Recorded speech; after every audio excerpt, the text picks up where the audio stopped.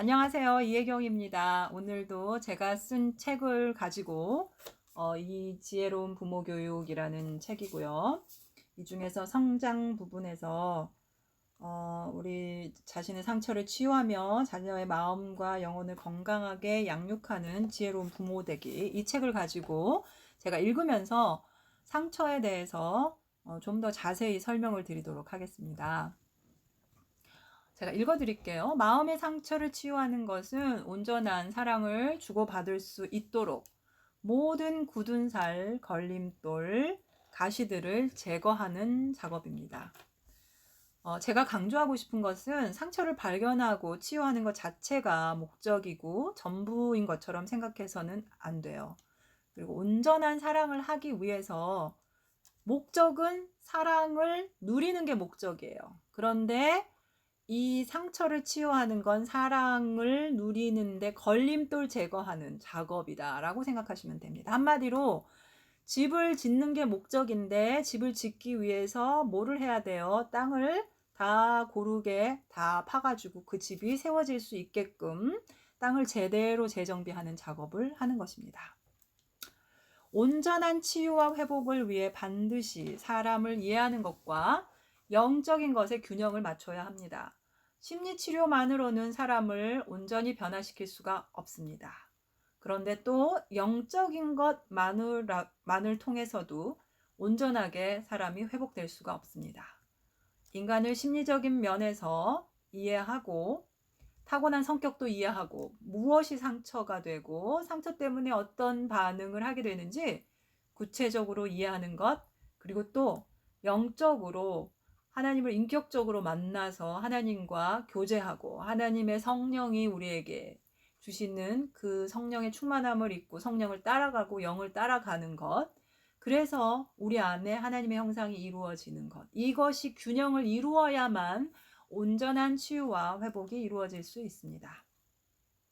자, 그러면 인간은 누구나 마음의 상처를 받고 살아갑니다.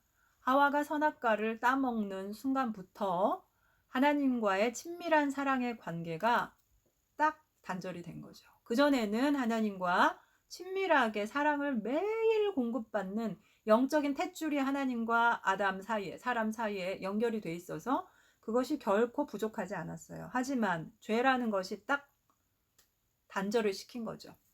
이때부터 우리의 영혼이 생명력을 갖기 위해서 반드시 필요한 하나님의 사랑을 공급받는 통로가 차단되었다. 몸에도 필수 영양소가 공급되지 않으면 병이 생기는 것 같은 원리로 우리 마음과 영혼의 필수 영양소인 하나님의 사랑이 공급되지 않게 되었기 때문에 우리는 마음과 영혼의 상처를 입고 살아가는 것이다. 이에 그들의 눈이 밝아져 자기들이 벗은 줄을 알고 무화과 나무 잎을 엮어 치마로 삼았더라. 그들이 그날 바람이 불 때 동산에 거니시는 여호와 하나님의 소리를 듣고 아담과 그의 아내가 여호와 하나님의 낯을 피하여 동산 나무 사이에 숨은지라. 창세기 3장 7절에서 8절 말씀, 아담과 하와가 죄 지은 후에 나타냈던 반응입니다. 아담이 이르되 하나님이 주셔서 나와 함께 있게 하신 여자 그가 그 나무 열매를 내게 주므로 내가 먹었나이다. 창세기 3장 12절 말씀이에요. 자, 아담과 하와는 선악과를 따먹자마자 마음의 중심을 보는 영의 눈이 감겼어요. 이제 영을 쓸 수가 없어요. 왜? 영은 오로지 하나님과 연결되어 있을 때만 우리가 하나님의 영, 성령님이 우리의 영에 오셨을 때만 우리의 영은 기능을 할 수가 있어요. 한마디로 우리 영의 배터리는 배터리, 네, 그것은 성령님, 하나님이신 거죠. 그렇지만 이제 우리의 육은 뭐가 브레인이 네, 기능을 하는 거기 때문에 이제 영의 눈은 감기고 육적인 눈이 밝아져서 이제 그때부터 수치심을 느끼고 자신의 참된 모습은 다 감추고 하나님과 직면하지도 못하고 회피하고 두려움과 불안 때문에 숨게 되었다. 용감하게 자신의 잘못을 인정하지 못하고 비겁하게 남에게 탓을 돌리게 되었다. 인간은 자신의 외적인 조건을 보고 자신을 비판하기 시작했고 수치심이 깊이 뿌리를 내렸다. 여기서 시작된 수치심이 어떤 사람은 자신의 외모, 어떤 사람은 지능, 또 학벌, 재정적인 상태, 가난하냐, 부자냐. 요즘에는 특히 한국에서 뭐 금수저, 흙수저 이런 얘기 많이 나오죠. 이 재정 상태를 가지고 또 자기를 창피하게 여기고 이런 것들 되게 많이 있습니다.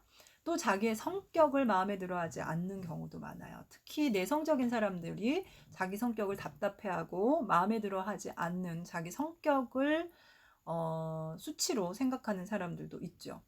또 부모가 어떤 사람이다. 우리 부모가 이런 사람이다. 라는 것 때문에 또는 자기 자신의 어떤 직업, 이런 것들의 다양한 이유들을 덧붙이면서 그 수치심이 강화되어 가는 것이다. 이것으로 인해 열등감이 생기게 되고 수치스럽기 때문에 자기를 감추려 하고 다른 것으로 포장하려고 한다. 제가 많이 썼던 방법이에요. 다른 사람과 참된 상호작용을 못하고 관계가 왜곡되기 시작하는 것이다. 뭔가 문제가 생겼을 때에도 누군가를 비난하고 탓하는 것도 원죄의 특징인 것이다. 죄책감을 느끼기 시작하면서 그것이 하나님과 남들에게 드러나게 될까봐 불안하게 느끼고 두려움을 느끼게 되었다. 불안과 두려움의 뿌리는 여기에 있지만 성장하면서 겪는 상처들이 불안과 두려움의 다양한 원인이 되고 더욱 강화되는 것이다. 어떤 사람은 확실한 외적인 사건이 있어서 그것 때문에 상처를 입었다고 말할 수 있지만 어떤 사람은 부모에게 사랑도 받고 부족한 것 없이 특별히 외적인 상처 없이 성장한 것처럼 보여도 그 마음 안에서 느끼는 갈등과 좌절감이 더욱 큰 상처로 자리 잡고 있는 경우도 많다. 그러므로 상처는 단순히 외적인 사건으로 설명할 수가 없는 것이다. 부모에게 딱 한 번 들었던 말 한마디도 가슴에 빗으로 박혀서 계속 아픔을 느끼도록 하기도 한다. 여러분, 상처는 결코 겉으로 남들이 비교할 수도 없는 것이고 자기 자신만 사실 아는 것입니다. 제가 다음 영상에서 이어서 또 설명드리도록 하겠습니다. 감사합니다.